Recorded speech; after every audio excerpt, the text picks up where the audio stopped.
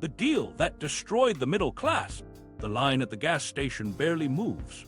A father taps the steering wheel, eyes on the no gas sign flipping over 2 cars ahead.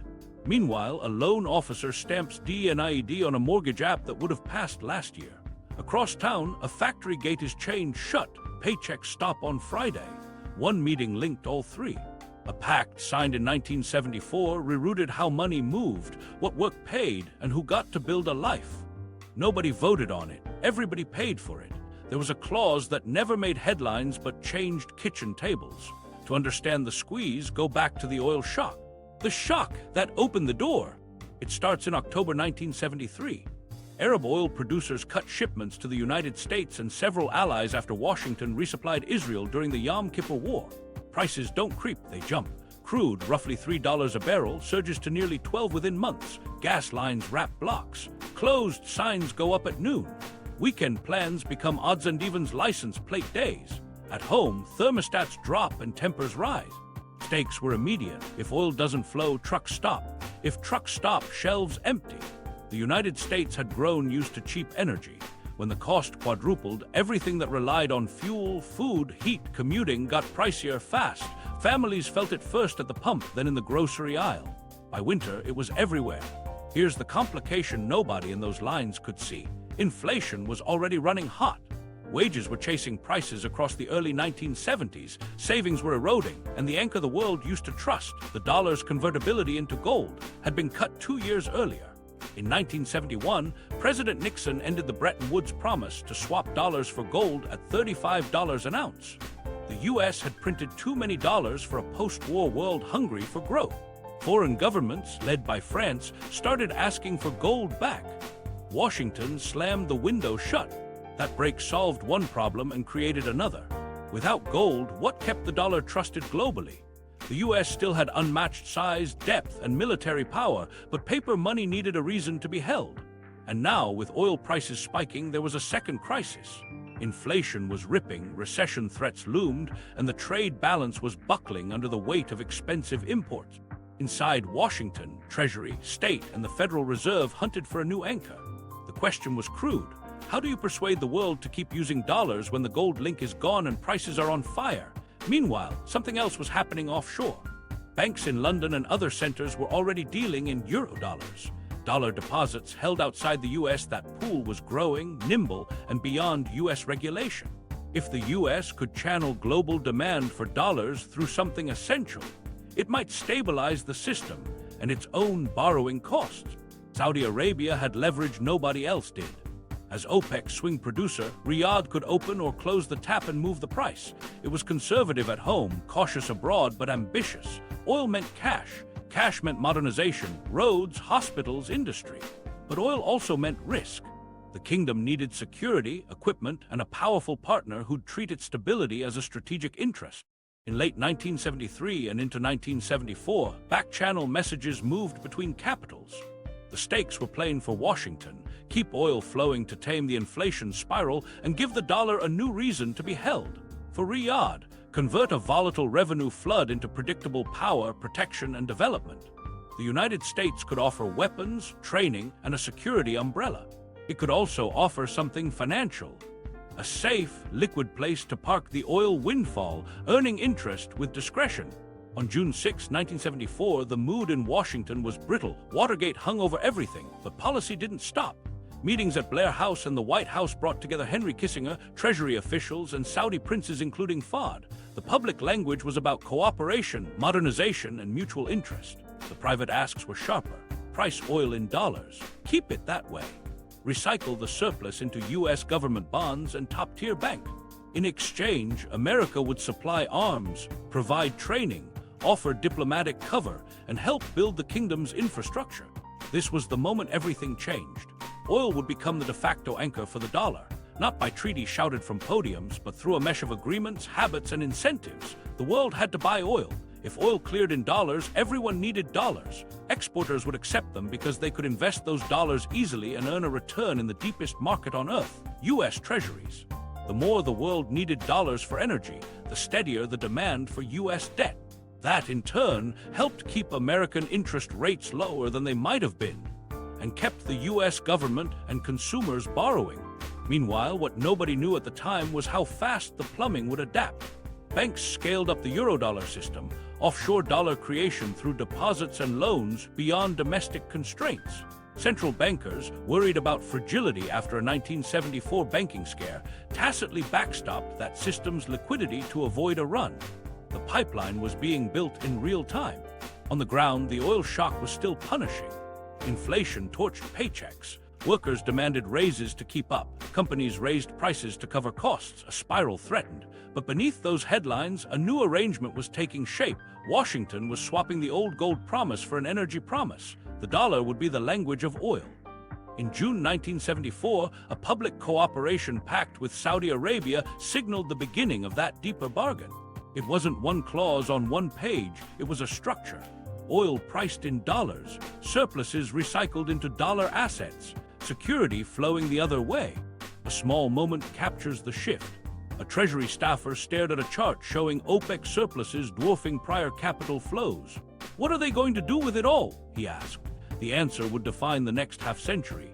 They would buy America, quietly, bonds first, then stakes in banks, then assets that could be turned into cash overnight. While gas lines finally shortened and the embargo lifted in early 1974, the damage had already rewritten the rules. The door had opened. The fix felt elegant, a new anchor without gold. But every anchor has a chain, and that chain would hang over American households long after the panic faded. The offer Saudi Arabia couldn't refuse. The pitch landed in quiet rooms, on thick carpets, with coffee poured and clocks ignored.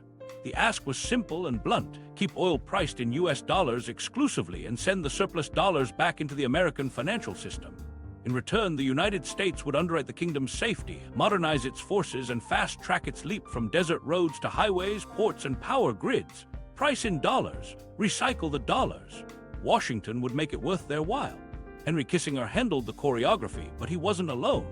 Treasury's William Simon and senior staff walked the Saudis through the plumbing, special, discreet treasury auctions if needed, custodial accounts that masked size, preferred access to the deepest bond market on earth. Ahmad Zaki Yamani, the urbane Saudi oil minister, understood leverage. Prince Fahd understood regime risk. They listened for guarantees, not rhetoric. Could the Americans actually protect the ruling family if things turned ugly? Could they deliver equipment, training, and the political cover required when prices spiked or neighbors complained? The quid pro quo was layered. On paper, a 6-page cooperation pact in June 1974 spoke of development, security, and consultation. Off paper, the understandings were clearer. Saudi oil would clear in dollars, and petrodollars would find their way into treasuries and top-tier banks rather than gold or European currency.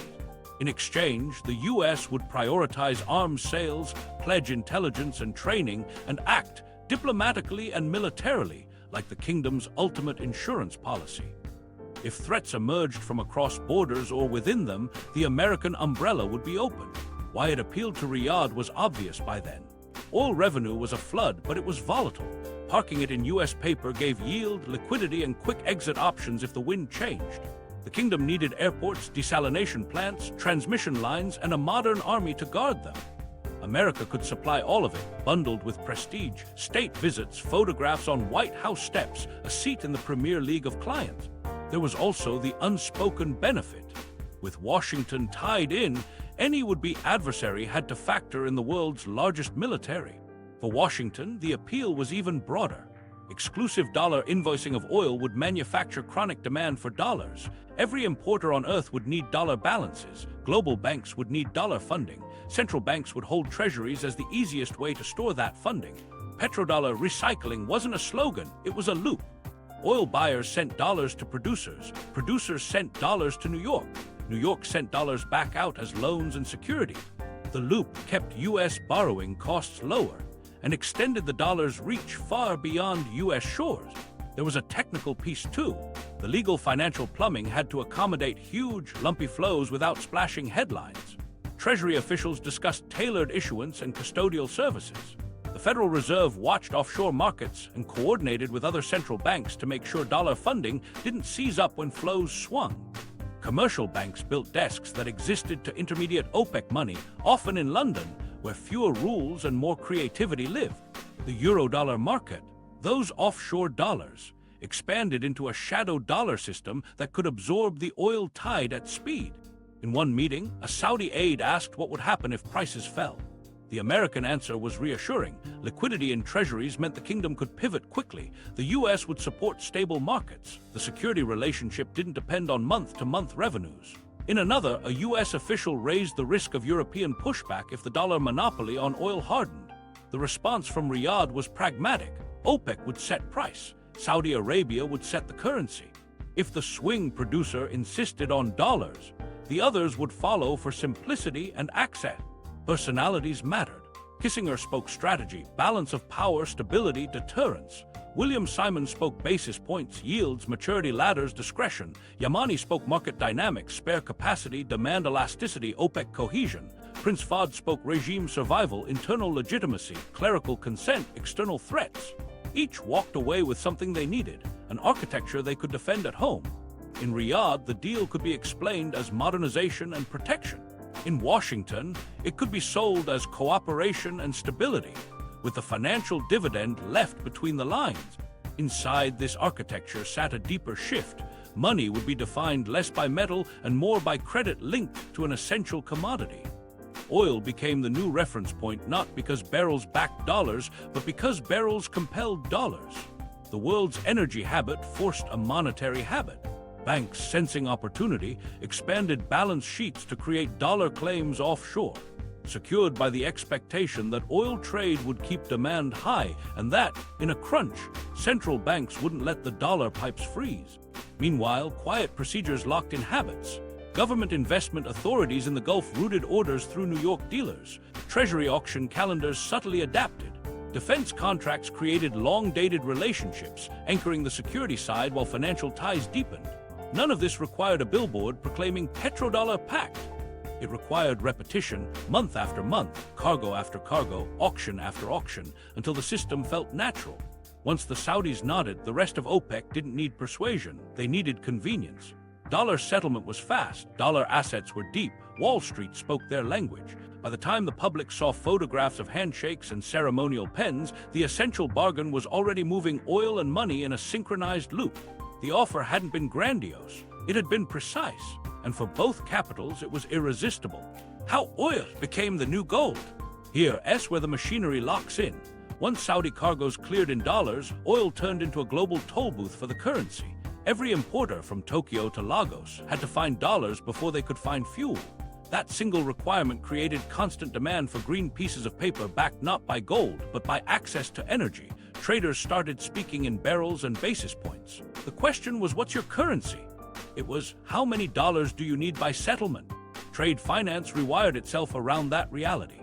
Exporters of everything from copper to coffee began hoarding dollar balances because their shippers, insurers, and suppliers priced logistics in dollars.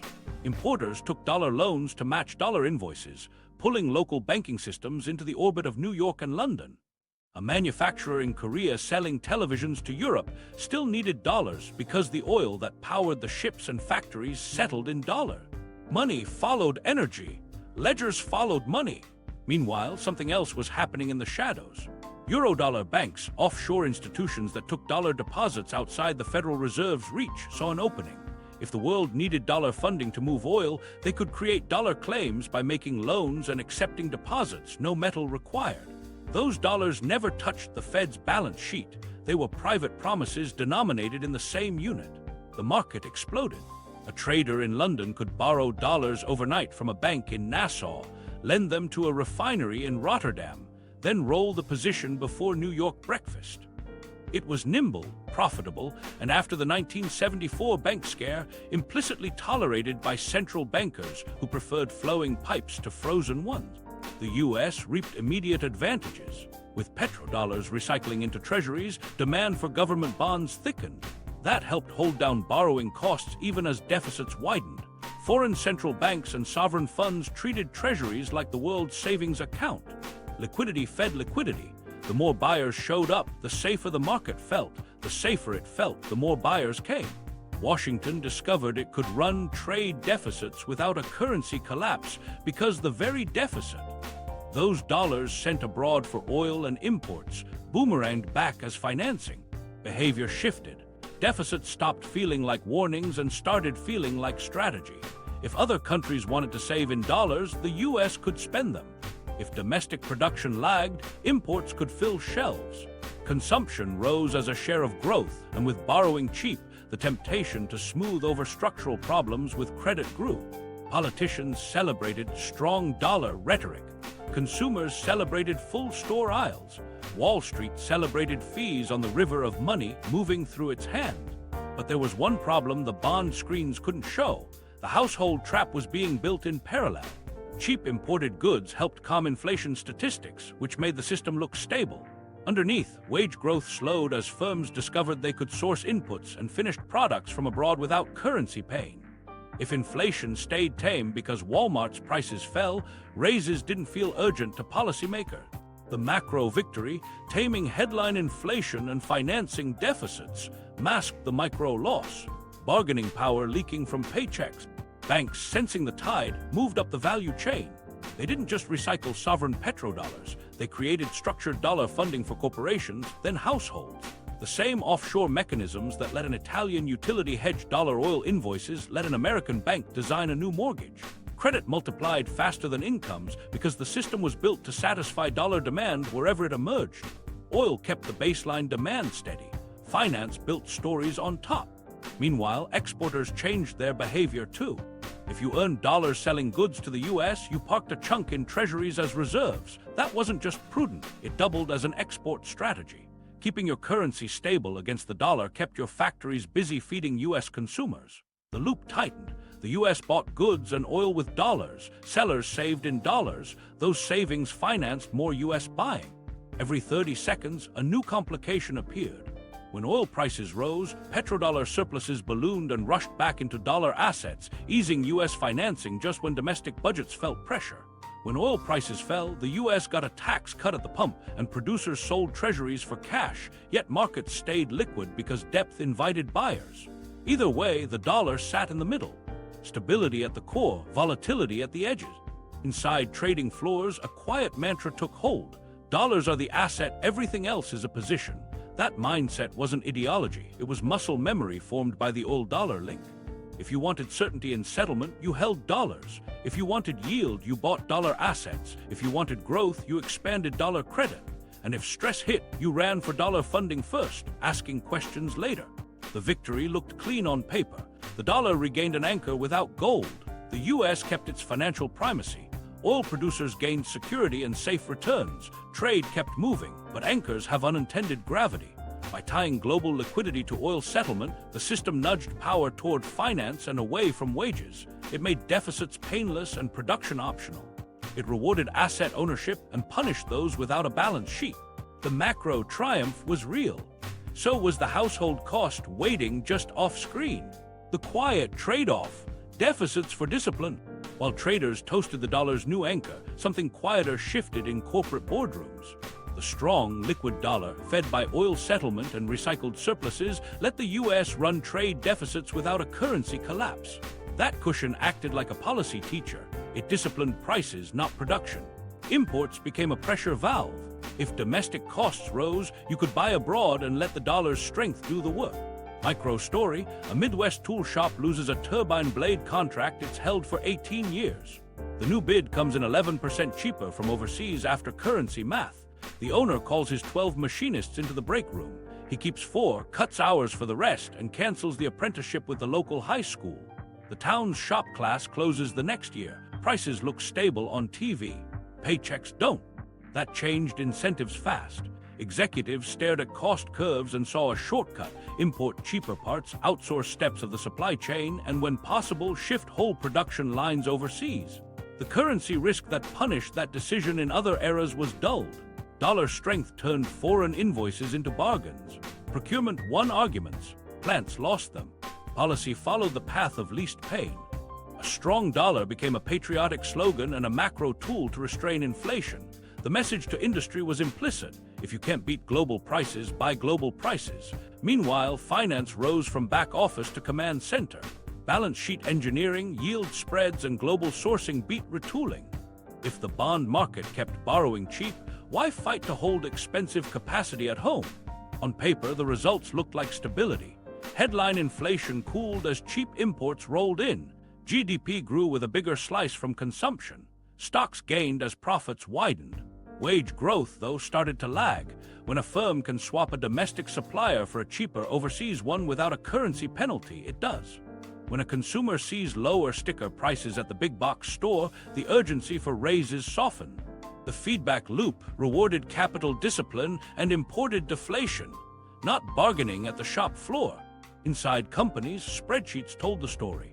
There was a safer way to hit quarterly targets, optimize the footprint, lighten the asset base, and free cash for shareholders. Buybacks, once rare, became routine. If treasuries were the world's savings account, equities became the world's performance bet. Executives tied compensation to stock. The incentives aligned with the dollar-era plumbing. Dollars in, assets up, wages steady. This wasn't a cartoon villain plot. It was a series of rational choices inside a system tilted by a macro bargain. The dollar's centrality, backstopped by oil demand, kept U.S. assets uniquely attractive.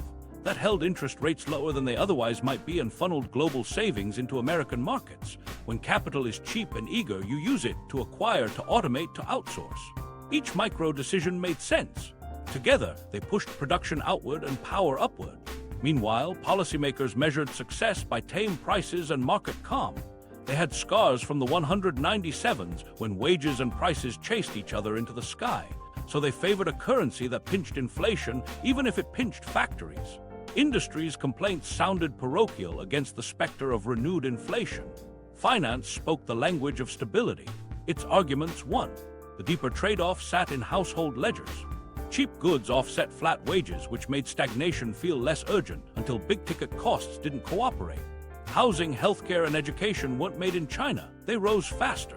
Without strong wage growth, families leaned on two incomes, longer hours, and increasingly credit to bridge gaps. The macro discipline, constrain inflation, invite savings, finance deficits, translated to micro-fragility. There was another twist. The same dollar demand that soaked up deficits also insulated Washington from hard budget choices. If your debt is the world's favorite collateral, fiscal discipline bends. That abundance of safe assets helped everyone from pension funds to foreign central banks. It also fed asset inflation at home. Houses became wealth strategies. Stocks became necessities. If you didn't own, you chased. Executives felt a similar pull. With investors craving yield and buybacks juicing returns, internal investment had to clear a higher bar. Why rebuild a plant when you could contract production abroad and return cash? Why train a domestic workforce at scale when the spreadsheet said variable costs elsewhere beat fixed costs here? In a strong dollar world with liquid markets, the financial answer was often easier than the industrial one. Workers noticed the ground moving. Overtime replaced raises. Benefits narrowed. The promise that productivity gains would lift pay frayed. In bargaining sessions, employers pointed to global prices and currency realities, forces bigger than the plant. Union leaders found that strikes could be answered with sourcing shifts. The leverage that once came from stopping a line weakened when lines spanned ocean. To be clear, the petrodollar arrangement didn't invent offshoring or corporate optimization. Technology, trade policy, and management trends mattered. But the system the Pact reinforced made those choices smoother, safer, and, crucially, cheaper in dollar terms. It cushioned the macro consequences of deindustrialization even as it magnified the micro one. In the aftermath, capital's rewards decoupled from local payrolls. Asset prices climbed on a tide of global savings and domestic buybacks. Profits swelled, sometimes without adding headcount at home. The chart of corporate margins rose as the chart of union density fell. The nation still made things, but the map of who did and who benefited changed. On Main Street, the spreadsheet wins showed up as losses. The factory's supplier moved. The new hire budget froze. The raise became a one-time bonus. The bill that used to be paid out of wages got pushed onto a card. The quiet trade-off, deficits for discipline, had worked in the aggregate. It had also set the stage for the next turn in the story. When pay didn't keep up, households would reach for the one tool the system made abundant: credit. Factories leave, bargaining power evaporates. While the macro math looked tidy, the shop floor told another story. The offshoring wave didn't arrive with sirens, it arrived with memos. First, components moved: wire harnesses, castings, stamped parts, because a strong dollar made foreign invoices look lean. Then subassemblies. Then whole product lines. Autos shifted transmissions south. Appliances migrated piece by piece until entire plants in the Midwest ran out of things to do. Union halls felt the slip. In the 1970s, a credible strike threat could shut a region. By the late 1980s, supply chains had hopscotched borders. If a local fired up picket lines, managers rerouted orders. The leverage that came from stopping a line evaporated when the line wasn't there anymore. Union density fell. Contracts got shorter. The pension that once anchored a life turned into a 401k statement moving with the market instead of a promise paid by the company. Benefits thinned. Health plans added deductibles and narrow networks. The cost of living bumps that once arrived like clockwork morphed into one-time bonuses, cheap for companies, fragile for families. The message was consistent. Global prices set the ceiling. Your raise had to fit under it. HR handed out pamphlets on flexibility. Workers heard a different word, expendable. A two-income norm emerged not as aspiration, but as necessity. The mortgage, insurance, and car note that one paycheck handled in 1965 now asked for two. Schedules stretched. Childcare shifted from a neighbor to a line item bigger than rent in some cities. When hours ran out, side gigs filled gaps. Security fell as time rose. Households started budgeting the way CFOs did, cash flow triage, not long-term plan. Then came a closure that reads like thousands of others. Microstory. The town's plant, call it Riverline, made compressors for refrigerators. It wasn't glamorous work, but it paid $24 an hour with health insurance and a pension. The first hint arrived in a consultant's report, footprint optimization. Management promised no immediate changes. Then a production test launched in Mexico to meet seasonal demand. 6 months later, a letter. The gate would close by year-end. Another micro-story. Across the county, a die-casting shop that fed Riverline loses 70% of its orders in a week. The owner mortgages his house to make payroll. The bank tightens terms anyway. His foreman, 22 years in, sells his truck to keep the lights on at home and takes the night shift at a fulfillment center. The supply chain didn't move. It vanished. The ripple hit fast. The plant's tax payments funded the high school's vocational program. That budget evaporated. The diner across the street lost the breakfast rush that flipped its books. The local hospital, already thin, saw unpaid bills rise as laid-off workers lost coverage. The city delayed a water main replacement. A coach told his team he couldn't afford bus trips to away games. The compressor line didn't just vanish, it pulled threads from everything tied to it. At kitchen tables, people recalculated life. A 30-year employee looked at a severance package and realized it wouldn't cover the mortgage through next spring. A 27-year-old single mom took a job at a distribution center, $16 an hour, variable shifts, no union, productivity tracked by handheld scanner. She did the math, more steps, fewer dollars, less say. Across industries, the middle skill ladder broke. Jobs that taught you how to operate, maintain, and eventually supervise machines thinned. Service work grew, retail, logistics, food service. Some offered paths, many offered schedules that changed weekly and pay that topped out fast. The raise came with a new title, not a new wage. Training budgets shrank. The quiet promise embedded in manufacturing, learn a craft, become indispensable, was replaced by software that measured you, then replaced you with someone cheaper when the metric slipped. In bargaining sessions that still existed, the wind was against the workers. Employers arrived with spreadsheets showing global price comparisons and currency charts. "We're not asking you to take less," one executive said. "We're asking you to help us compete." The giveback stacked, more temp labor, two-tier wage scales, overtime flexibility. A veteran discovered a new hire on the next machine making $10 less for the same work. Solidarity strained under arithmetic. Community identity shifted too. Towns built around making things, steel, paper, engines, lost the anchor that told kids what adulthood looked like. Guidance counselors, once connectors to apprenticeships, pushed college as default even when the local options didn't match tuition bills. The best talent left. Those who stayed absorbed the costs, lower wages, higher instability, fewer ladders. Churches added food pantries. Pawn shops multiplied. Meanwhile, corporate earnings calls celebrated asset-light models. Share buybacks hit records. Plants that stayed invested in robotics, but headcount didn't follow the machines. A supervisor who once managed 40 people watched 5 robots, and a maintenance tech produced more with a smaller payroll. Productivity rose, but the pay line didn't. The gains flowed outward and upward into indexes and portfolios. None of this was inevitable in a physics sense. It was inevitable in an incentive sense. A dollar system lubricated by oil demand kept borrowing cheap and currency strong. That blunted the penalty for importing and magnified the reward for financial optimization. When Washington measured success by stable prices and calm markets, it missed the slow bleed of bargaining power.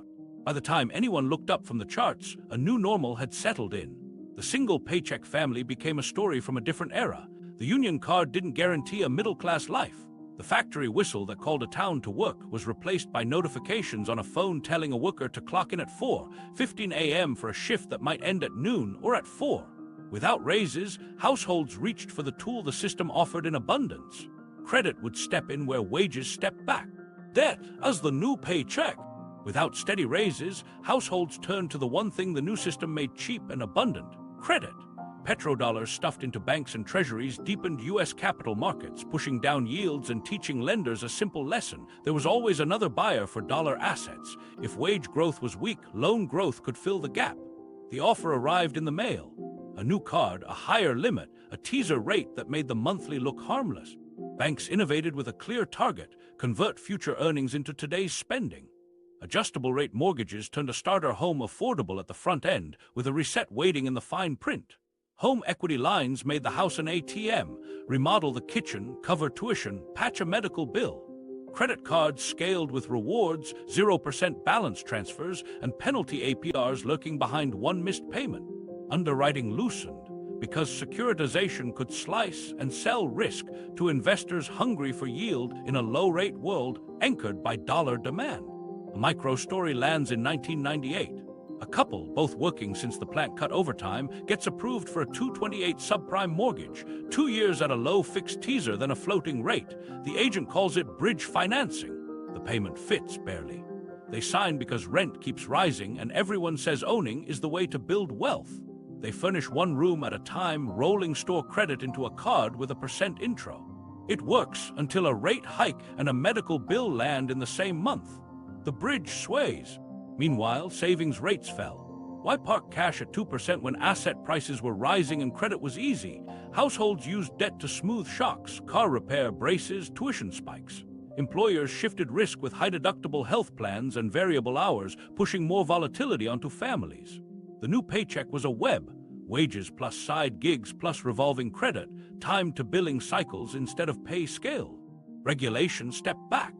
In the 198s and 199s, barriers between commercial and investment banking thinned, derivatives expanded, and mortgage finance moved off balance sheet. Lenders didn't need to hold loans for decades. They could sell them into pools, earn fees, and move on. Investors in Europe and Asia, flush with dollar reserves from trade and oil, bought those pools for a bit more return than treasuries. The global dollar loop now ran through American living rooms. Boom-bust patterns sharpened. Cheap money inflated housing, refinancing waves replaced raises. When rates fell, a family shaved their monthly and took cash out to cover repairs or college. When rates rose, the breathing room vanished.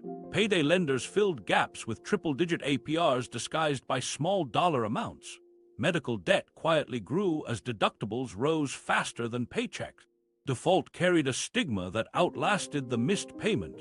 Insurance premiums climbed. Job applications asked about credit, deposits got bigger. Another micro story: a warehouse picker tears a rotator cuff. The employer's policy covers surgery, but the deductible is $6,000. He doesn't have it. A glossy storefront offers an advance against his next 2 paychecks for a $75 fee. He signs. The fee rolls when he can't pay. By spring, he's paid more in charges than the original advance and is behind on rent. The debt isn't a moral failing, it's a math problem with no slack. Deregulation didn't cause hardship on its own, but it amplified fragility. When lenders can offload risk and markets crave paper, the pressure is to originate more credit, down the score ladder, deeper into neighborhoods that used to be served by union wages. The marketing learned the language of aspiration. You deserve it. Live your dreams. The system spoke through envelopes and apps. It didn't need to say why wages were flat. It offered a workaround. The human cost compounded in quiet ways. Couples delayed kids because student loans shadowed their 20s. A denied mortgage at 32 turned into an acceptance at 38 on worse terms. Parents co-signed for tuition, then delayed retirement. A community clinic saw a line of patients with good jobs and bad deductibles. Churches held fundraisers to pay for chemo. The middle class still existed, but its margin of error narrowed to a single missed paycheck. There were good faith policy moves, truth in lending updates, limits on some fees, a consumer watchdog with bite, but the upstream incentives stayed. Global dollar demand kept U.S. rates relatively low. Wall Street engineered new wrappers for household debt. When shocks hit, the response protected the pipes, liquidity facilities, swap lines, asset purchases, because the alternative was a financial freeze. It worked at the system level. It left households to rebuild credit scores one bill at a time. Here's the pivot to our next chapter. Debt didn't arrive as a villain, it arrived as a lifeline.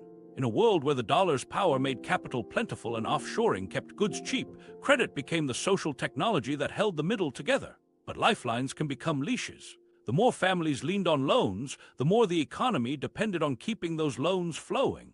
That dependency would shape the playbook in the decades ahead and decide who got saved first when the music stopped. Policy tailwinds, the age of finance ascendant. While households learned to live on credit, policymakers wrote rules that made finance the star. The 1980s arrived with a creed: fight inflation first, trust markets, and let capital find its highest return. After the pain of double-digit prices, the Federal Reserve kept its focus tight, price stability above all. A strong dollar became both symbol and tool, drawing in foreign savings and reinforcing the import-heavy model that muted inflation and weakened wage bargaining. Deregulation followed like a tailwind. The Depository Institutions Deregulation and Monetary Control Act began unshackling interest rates on deposits. The German Act loosened thrift constraints and opened the door for adjustable-rate mortgages to scale. The message was simple: more flexibility, more credit, more choice. On Wall Street, the line between traditional lending and market-making thinned. Securitization spread from mortgages to autos, credit cards, and student loans, turning household cash flows into global bonds bought by investors hungry for yield in a dollar world. Tax code shifts tilted the field. In 1981 and again in 1986, capital got lighter treatment than labor. Lower top rates and favorable treatment for investment income amplified incentives to move profits through financial channels. Interest deductibility made debt king on corporate balance sheets. Leveraged buyouts weren't just a craze. They were a math solution in an era when borrowing costs were falling and equity returns were celebrated. Firms learned to engineer earnings by swapping factories for financial leverage. The strong dollar policy, formalized in the 1990s, locked in an older lesson: keep the currency attractive and the world will finance you. Treasury secretaries said it out loud. A firm dollar kept import prices down and made U.S. financial assets look like the safest place on earth. The side effect was predictable: offshoring accelerated. When your currency buys more abroad, foreign capacity becomes cheaper in home currency terms. The gap between consumer price calm and industrial anxiety widened. Meanwhile, the guardrails that separated deposit-taking banks from securities dealers eroded. The slow bleed began with interpretive rulings. It culminated in the late repeal of Glass-Steagall's key provisions.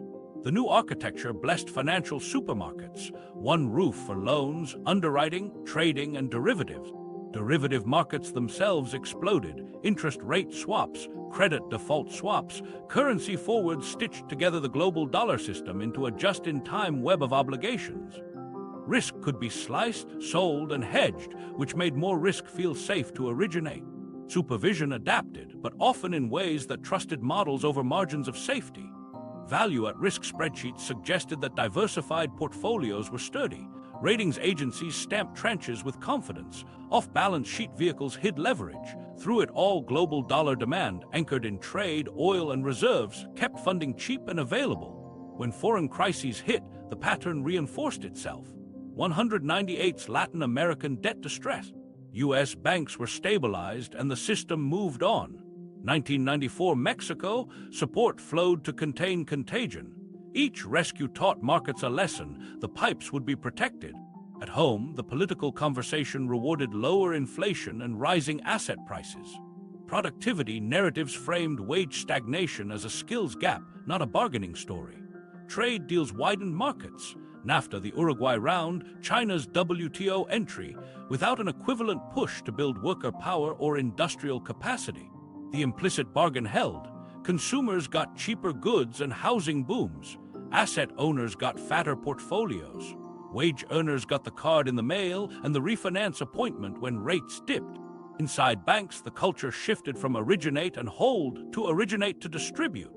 A loan wasn't a relationship, it was inventory. Mortgage brokers multiplied. Underwriting checklists gave way to FICO thresholds and automated approvals.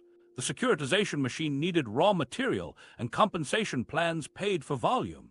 The same machine scaled student lending as tuition rose faster than wages. Parents and 20-somethings joined the pipeline as the next tranche of cash flows for investors in Frankfurt and Tokyo. Regulators tried to keep up. There were capital rules, stress tests in embryo, and fair lending actions. But the North Star, preserve financial stability, keep liquidity flowing, often meant deference to the system's scale. When the Asian financial crisis erupted in 1997, the Fed cut rates preemptively as global capital rushed into treasuries, compressing yields further. Wall Street celebrated. Households felt it as another refinance wave and a stock market that lifted 401(k)s even as defined benefit pensions receded into memory. Micro-story. A bank branch closes on a Friday in a working-class neighborhood after a merger. By Monday, the nearest branch is 6 miles away by bus. The same week, mailers arrive offering instant approval cards at 24.99% APR. Deregulation wasn't a headline. It was a longer bus ride and a costlier card. The social contract rewired around these tailwinds. Employers shifted retirement risk onto workers through 401(k)s, tying futures to markets.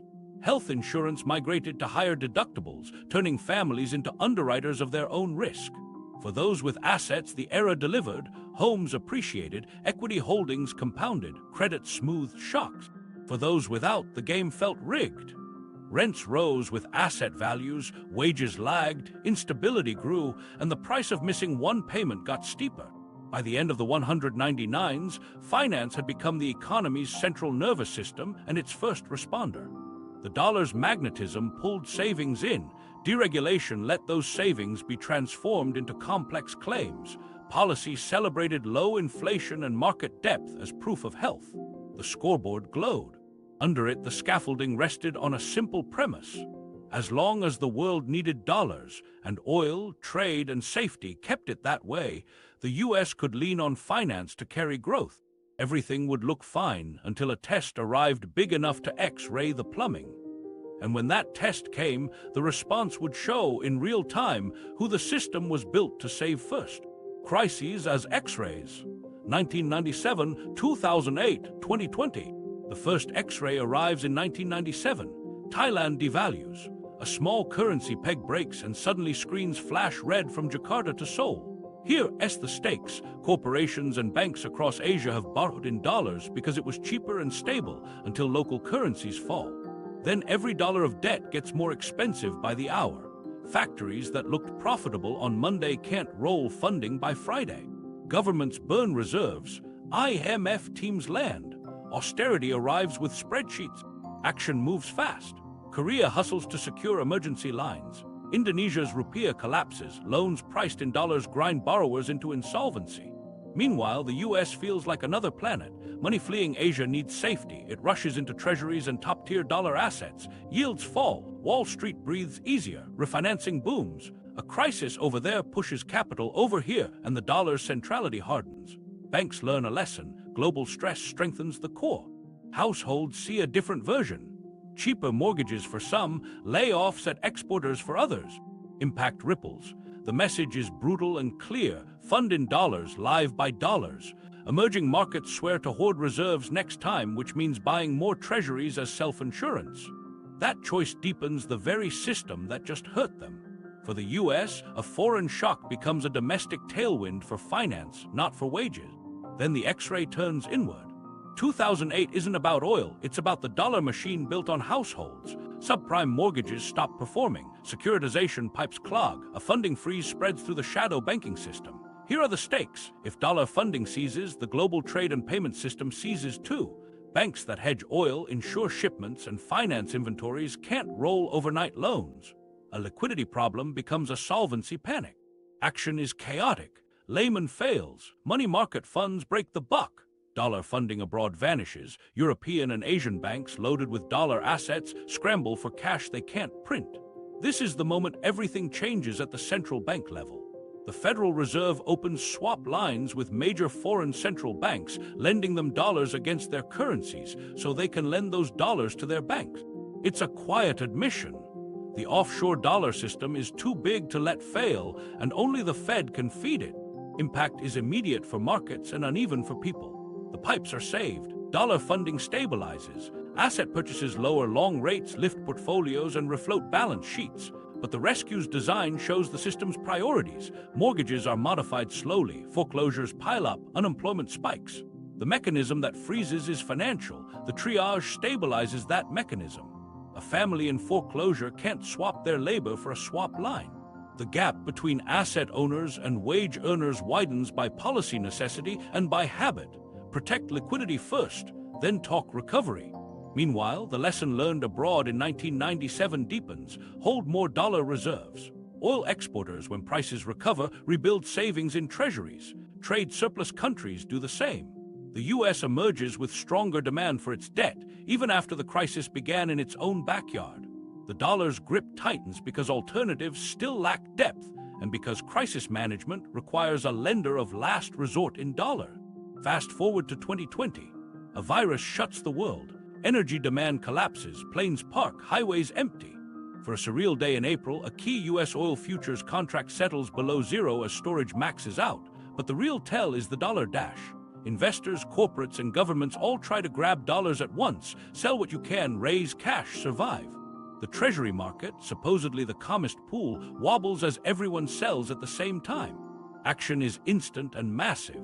The Fed reopens and expands swap lines, adds new partners, and creates facilities to backstop treasuries, corporate credit, and even municipal bonds. It buys across the curve. It becomes dealer of last resort in a market that had forgotten it could panic. The dollar shortage eases, prices find floors, credit flows resume. Meanwhile, oil producers slash output. Budgets in producer states strain. Petrodollar flows thin, then stabilize as prices recover off the floor. Impact lands in two registers. Systemically, the dollar skeleton holds. Every crisis now carries a muscle memory. When in doubt, sprint to dollars. When the sprint overwhelms markets, the Fed will feed the world. Politically and socially, the divide grows. Asset prices rebound swiftly. Home values jump on low rates. Equities rip higher. Households without assets see rent due, jobs unstable, and emergency aid arrive in bursts. The rescue again prioritizes pipes, then people, because the pipes carry everything and breaking them would be worse. That logic is true, and it's why the gap persists. Across 1997, 2008, and 2020, the X-rays show the same skeleton. A world organized around dollar funding, anchored by oil and trade, stabilized by U.S. treasuries, and backstopped by the Fed. Each shock strengthens the architecture because every participant learns the same lesson. Hold dollars, hold treasuries, trust the swap lines. And each rescue pushes gains toward asset holders first, widening wealth gaps even as catastrophe is avoided. The system saves pipes, not paychecks. It has to save the pipes, but the bill shows up at the kitchen table. Riyadh's side of the ledger. From Riyadh's perspective, the bargain wasn't abstract finance. It was asphalt, steel, and legitimacy. Oil rents turned into airports, desalination plants, hospitals, and universities. New districts rose from scrubland. Highways stitched distant towns into a single economy. A social contract formed in the glow of streetlights. The state would provide jobs, subsidies, and stability. Citizens would grant loyalty and accept the pace of modernization under the royal family's hand. Security dependence was the spine. The kingdom faced threats it couldn't hedge with money alone: revolution across borders, proxy conflicts, militants, and the occasional stray missile. Arms deals deepened ties because they embedded training, maintenance, and intelligence cooperation. American hardware came with American technicians. American guarantees came with a calculus in Washington that treated Saudi security as a U.S. interest. When risks flared in the Gulf, in the oil markets, in domestic unrest, the umbrella mattered more than yield. Petrodollar recycling fit naturally. Parking surpluses in treasuries and blue-chip dollar assets offered safety, liquidity, and discretion. It also bought influence. Holdings in U.S. paper were a quiet reminder that the relationship was mutual. During boom years, cash poured into sovereign portfolios. During downturns, those portfolios steadied budgets and projects. cushioning social commitments that kept the contract at home intact. The loop wasn't just external financing, it was internal insurance. Yet oil's volatility forced a second reckoning. Price crashes, mid-198s, late 199s, 2014, 202, exposed how quickly revenues could evaporate while obligations stayed fixed. Diversification moved from talking point to survival plan. Over time, Riyadh pushed beyond crude. Petrochemicals, mining, logistics hubs, tourism, entertainment. Vision 203 gave the effort a clock and a brand. Privatizations, a massive sovereign fund pivoting into global tech and domestic megaprojects. Rules to pull women into the workforce, new visas to pull visitors onto redesigned boulevards. That sovereign fund became the instrument for a hedged future. Stakes in overseas companies brought technology and clout. Stakes at home seeded industries meant to outlast oil. Stadiums, giga-projects, and special economic zones weren't just spectacle. They were job engines and narrative scaffolding. Every crane on the skyline whispered the same promise. The rent will buy more than subsidies. It will buy a diversified tomorrow. Oil invoicing, though, still anchored the present. Quiet hints surfaced that settlement currencies might flex at the margins, pilot deals, bilateral arrangements, exploratory talks with major buyers. But the gravity remained with the dollar for a practical reason: depth. No other market could absorb tens or hundreds of billions with the same speed, anonymity, and exit ramp. For a state managing internal stability and external risk, convertibility on demand beat experiment. Shared incentives kept the Pact warm. Stability in dollar markets meant smoother budgets in Riyadh and predictable financing in Washington. Disruptions hurt both. When producers saw prices collapse in 202, swap lines and treasury backstops stabilized the very assets they held. When prices recovered, the surpluses returned to those assets, reinforcing the old habit even as new ambitions grew. Inside the kingdom, the social math changed as demographics swelled and expectations rose. A younger population wanted careers, not just stipends, entertainment at home, not abroad, a path to housing that didn't depend entirely on public jobs. Reformers trimmed energy subsidies, raised taxes on consumption, and reshaped labor rule. Those moves required political capital and a steady hand on security. Another reason the U.S. defense relationship retained weight even as the economy sought new partners. Regional shocks kept reminding leaders why the umbrella mattered. Attacks on energy infrastructure tightened the link between air defense and fiscal health in a single morning. Intelligence sharing and rapid repairs turned a geopolitical threat into a solvable problem. The message was simple. As long as oil funded the transition, protecting production was protecting the future. At the same time, Riyadh broadened its diplomatic portfolio. Energy customers in Asia gained attention. Investment flows ran both directions. Forums once dominated by Western capital made room for Gulf capital as co-architect. Hedging didn't mean abandoning the dollar system. It meant adding options, local currency lines, regional clearing, new institutions, so that shocks carried fewer single-point failures. The balancing act is the story. Tie the present to the safest harbor for surpluses. Use that safety to bankroll transformation. Keep the security spine intact while diversifying economic muscle. Test flexibility on invoicing without risking market depth. In that mosaic, the 1974 bargain looks less like a relic and more like scaffolding, still holding weight even as new beams slide into place. But scaffolding eventually comes down or it gets rebuilt. The test for Riyadh isn't choosing a single currency or partner, it's sequencing. Move too fast and financing costs rise just as promises come due. Move too slow and a world shifting off hydrocarbons outruns the transition. For now, the kingdom keeps one hand on the old rail, the dollar markets, and the other on the new domestic capacity, regional ties, and a sovereign fund designed to be an all-weather engine. The world pushes back, multipolar frictions. While Riyadh refined its balance, the rest of the world started testing the dollar rails. Sanctions turned finance into a weapon. Accounts froze, reserves were immobilized, firms were cut off from dollar clearing. The lesson for every capital outside the US was straightforward. If Washington can flip a switch, you need a backup generator. Workarounds sprouted, some clumsy, some real. China built CIPS, its cross-border payment alternative, and encouraged local currency settlements where it could. Russia pivoted out of necessity. Others watched and quietly added options. China's rise as the largest oil importer changed the conversation in producer capitals. If your biggest customer sits in Shanghai, you at least hear them out when they ask about yuan settlement. Pilot deals appeared, partial yuan invoicing with Russia, currency swaps to Greece trade, bank lines that bypassed New York. Energy talks with Gulf states took on a new tone, flexibility at the margins, even if the bulk still cleared in dollars.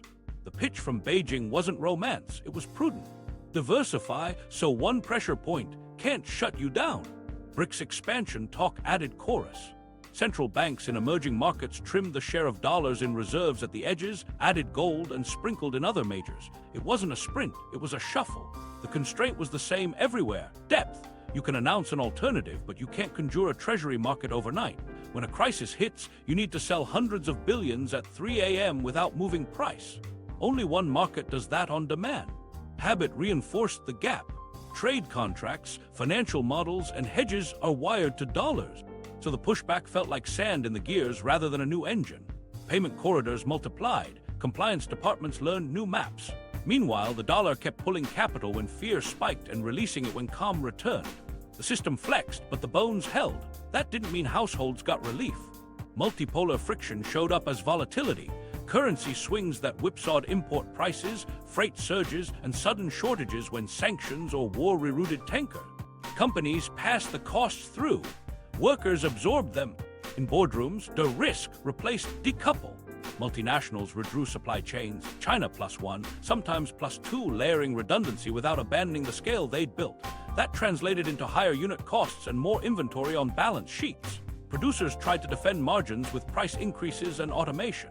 Consumers felt it as sticky inflation in goods that had been cheap for a generation. The strong dollar blunted some pain. The fragility of global routes added new kind. Sanctions carried side effects at home. When energy from sanctioned producers disappeared from usual channels, prices jumped until workarounds formed. Governments released strategic reserves, allies bargained over caps and flows. The bill landed in utility statements and at gas stations before it traveled back to the geopolitical debate. In those months, the dollar's strength didn't buy as much calm as it used to, not because the unit changed, but because the pipes around it did. Meanwhile, commodities beyond oil started to echo the oil-dollar dynamic. Metals tied to the energy transition, lithium, nickel, copper, became strategic. Countries with deposits looked at the oil era and asked for more local processing, more control, more leverage. That added friction to the just-in-time model that made goods cheap. New blocks formed around resources and standards. Contracts layered currency baskets and price hedges to navigate a world with more veto points. For households, the promise that fragmentation would restore jobs and lift pay didn't materialize fast. Some factories returned. More of them looked like clean rooms, few workers, lots of capital. The jobs that scaled were in logistics, construction for reshoring, and compliance. Wages rose in pockets, then inflation clipped the net. Price spikes in everyday items, eggs 1 month, car parts the next, kept budgets tight. Precarity didn't ease, it changed shape. Financially, the dollar stayed central even as experiments grew. In stress, investors still sprinted to treasuries. Central banks still wanted swap lines, not speeches. But the margin moves mattered. If enough trade settles off the dollar's rails, the steady drip of demand that once felt guaranteed begins to ebb. That shift doesn't break the system, it trims its cushions. Borrowing costs edge up from floors that felt permanent. The distance between safe and snug narrowed. Policy tried to thread a needle, sanction without blowback, reshore without overheating, invest without sparking a currency flight. The results were mixed because the goals fought each other. A tougher world asked the dollar to do more even as more actors tried to need it less. The paradox held. Proving the dollar's leverage gave others motivation to work around it. Building workarounds reminded them why the dollar's depth is hard to replicate. Here's the ground truth beneath the geopolitics. Fragmentation is noisy, but it doesn't rewrite family budgets on command. It introduces delays, fees, and surprises that land where they always land, on people who can't pass costs on to anyone else. Stability at the center endures. The edges shake more often. And in those tremors, the middle class doesn't see a new order. It sees a starter home pushed out another year and a tuition bill that won't wait. The household ledger. Housing, health, education. The story lands in a starter home. Mortgage math turned from handshake to spreadsheet. In the early 198s, a single union wage might cover a modest house with room for savings. By the 200s, prices rose faster than pay, buoyed by cheap credit and investors who treated houses like yield. Down payments swelled, bidding wars became rituals, and pre-approved meant little when cash buyers showed up. The dollar system kept rates low, but it also funneled savings into property, and that lifted the ladder just as more people tried to climb it. A couple sat with a broker running scenarios. At 5%, the monthly barely fit. At 6.5%, the same house slipped out of reach. Rent was rising anyway. They faced a trade that became common: stretch on debt or step back from ownership. Adjustable loans dangled lower payments with risk later. Fixed loans demanded cash most didn't have. One detail would prove crucial later: every fraction of a percentage point in rates held the power to reprice their entire future. Meanwhile, employer health plans thinned in plain sight. Premiums rose, deductibles rose, networks tightened. A raise on paper disappeared in January when HR rolled out the new benefits booklet. Families felt it as a quiet tax on every decision. Can we afford the ER? Do we wait and hope it passes? Medical debt no longer announced itself with a single bill. It arrived as a stack of explanations of benefits, each one a riddle with a due date. Micro story: Marcus, a delivery driver with a decent plan, lands in urgent care for a kidney stone. The visit is covered, but the CT scan is out of network. The specialist bills separately, and the pain meds trigger a prior authorization fight. 3 weeks later, the family owes $1,900, more than their emergency fund. They delay the car repair and put the balance on a card. Interest turns a medical event into a 12-month payment plan. Employers pushed risk because the system paid them too. Self-insured plans shaved costs with high deductibles. Narrow networks gave leverage on provider prices. Insurers steered care with formularies and copies. The macro goal: hold headline inflation down, translated to a micro squeeze where health costs rose faster than wages but hid inside benefit statements. The number looked stable on CPI charts. The pain lived in envelopes on kitchen counters. Education told the same story with different paperwork.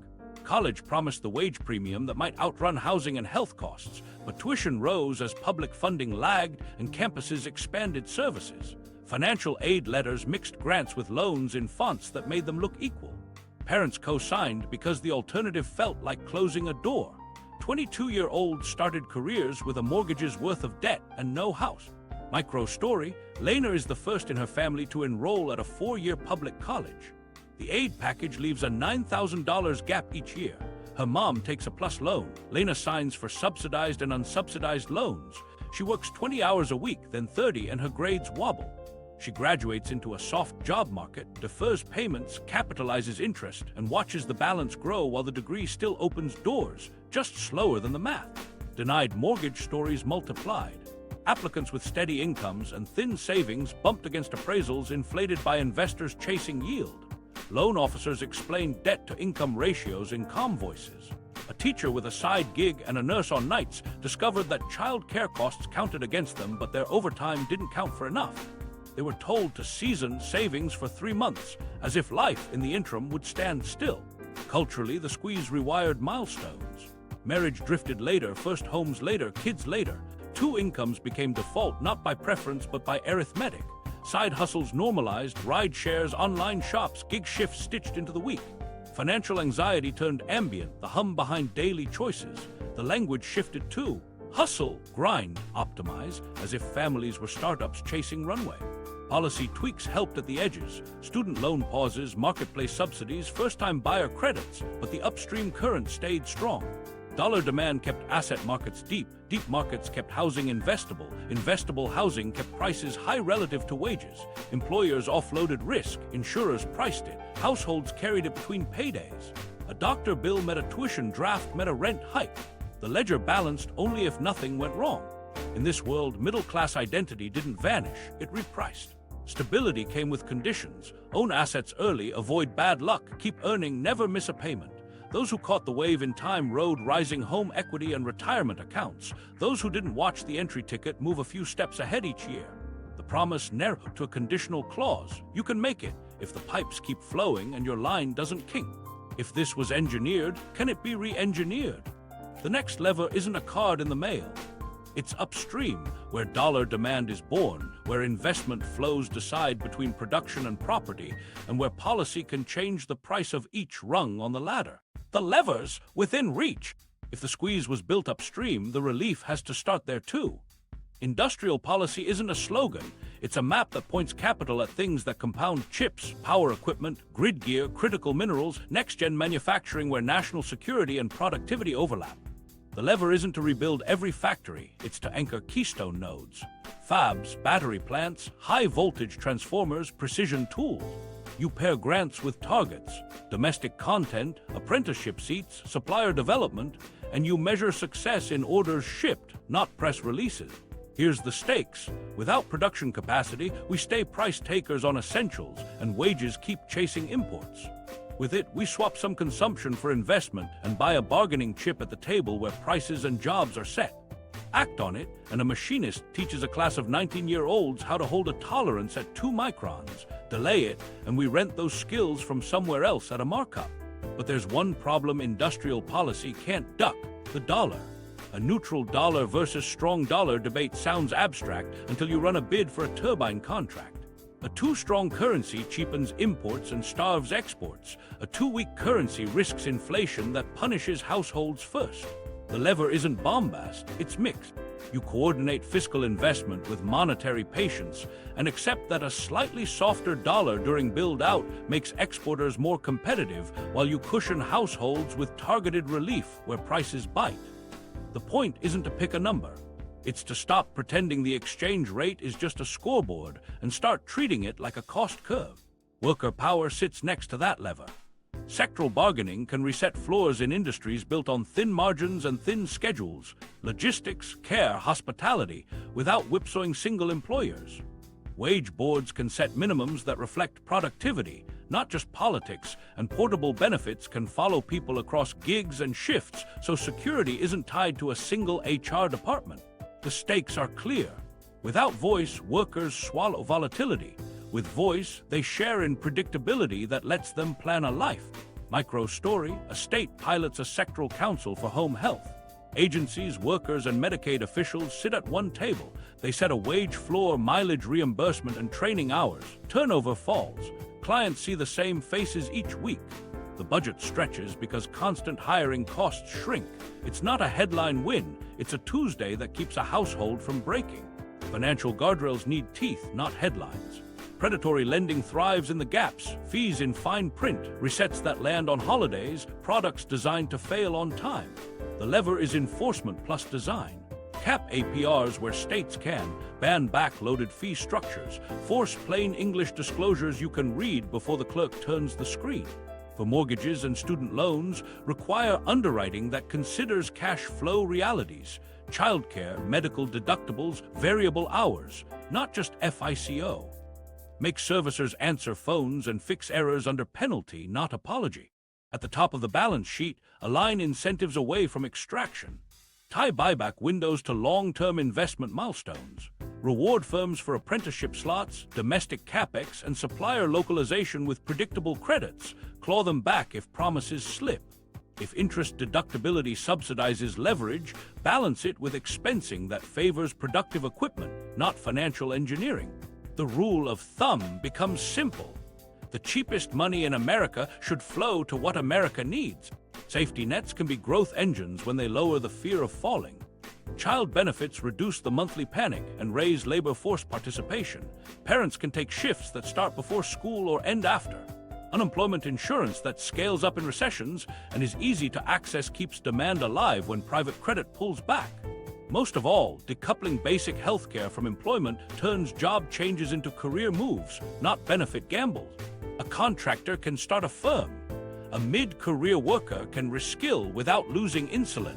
There's a cultural lever too. Make ladders visible again. Fund regional training tied to actual orders. Earn and learn pathways that end in a wage, not just a certificate.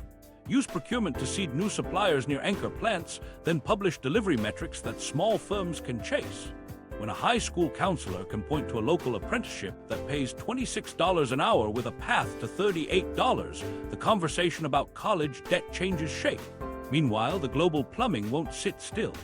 So build buffers, a strategic transformer reserve, stockpiles for key minerals, surge procurement clauses that keep lines warm in downturns. Negotiate currency, swap backstops with allies so crises don't slam exporters into layoffs. coordinate export controls with industrial ramp-ups so policy doesn't ask firms to jump without a bridge. None of these levers flip the table. Together, they tilt it. They nudge capital from property toward production, shift risk off families and back onto balance sheets built to hold it, and turn wages from leftovers into line items. The upstream current won't disappear overnight, but rivers can be redirected. And once the first factory hits capacity and the first sectoral deal holds through a downturn, habits change. The system learns a new loop. The core mechanism, dollar demand and oil. We're back at the upstream lever that quietly ran the whole era, dollar demand born from oil. As long as tankers cleared cargoes in dollars, every nation that needed fuel needed dollars first. That single choke point created a baseline bid for the currency, and with it, for U.S. assets. Washington didn't need gold in a vault when it had energy as collateral for trust. Oil was the toll, the dollar was the ticket.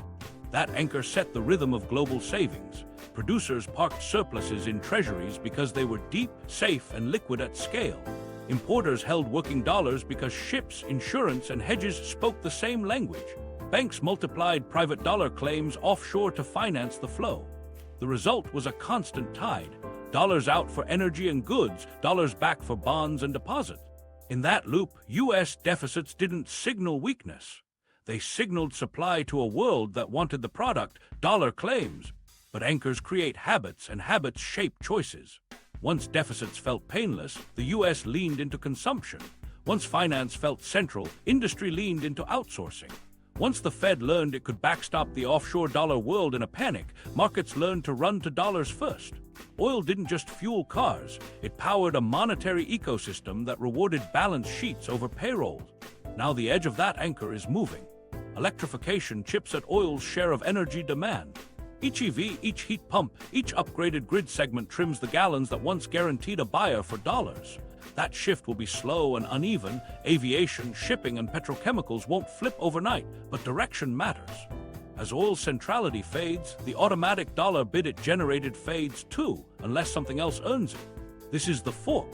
If petrodollar recycling wanes, the U.S. can replace it in two ways: by selling the world more things they need, tools, chips, clean energy hardware, software that pairs with physical kit, or by selling the world more paper, debt, and assets at higher yields to compensate for thinner automatic demand.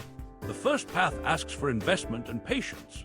The second path asks households to carry higher borrowing costs and even more sensitivity to market swing. There's a window where both pressures hit at once. Oil demand plateaus in rich countries, developing economies still grow their barrels, producers still save in dollars but a smaller share, sovereign funds seek diversification, central banks add gold and sprinkle other majors at the margins. Depth still favors treasuries, yet the cushion thins. The price for indifference goes up. The price for productivity goes down if you build capacity at home. Strategic choice lives here. You can renew the bargain on new terms. Treat the dollar's role as a utility that must be earned by the health of the real economy, not just defended by market plumbing. Invest in the export engines that create sticky demand: power electronics, grid software, advanced manufacturing tools, bioprocess gear. Pair that with energy policy that cuts oil's share while lifting reliability, so the country buys fewer barrels and sells more kit to the world that's following. Or you can drift and let asset inflation carry the narrative until the cushion's gone. That's the sunset scenario: higher baseline rates, tighter credit cycles, more pressure on households that have already turned debt into a paycheck. In that world, crises still get managed, but the rescues buy less calm per dollar because the automatic buyers aren't as automatic. Riyadh factors into both paths. If oil clears in more currencies at the margins, dollar demand trims. But if the kingdom uses its sovereign firepower to co-invest in U.S. capacity, materials, logistics, technology partnerships, the loop evolves instead of breaks. The question is whether the dollar disappears. It's whether it must pay up more often because energy no longer guarantees the line. We end where the path began, in a quiet room in 1974 where a security promise met a settlement rule. That meeting solved an immediate crisis and built a bridge out of gold into oil. It also built a set of incentives that put finance on a pedestal and wages on a treadmill. As energy transitions, the bridge keeps standing only if we rebuild the far bank, productive capacity that the world values enough to hold our currency not out of habit, but on purpose. The mechanism is simple to say and hard to execute. Reduce dollar demand tied to oil by reducing oil. Replace it with dollar demand tied to things we make and skills we scale. If we do, deficits finance factories, not fees. If we don't, the toll booth closes slowly and the bill arrives at home. Resolution and meaning. The Pact fixed a crisis, but rewired everyday life toward cheap imports, easy credit, and asset dependence while wages lost their voice. The middle class didn't fail, it was repriced. If you want the hidden chapters, the secret auctions, the town that pushed back, the bankers who built the pipeline, subscribe and watch the companion deep dives next.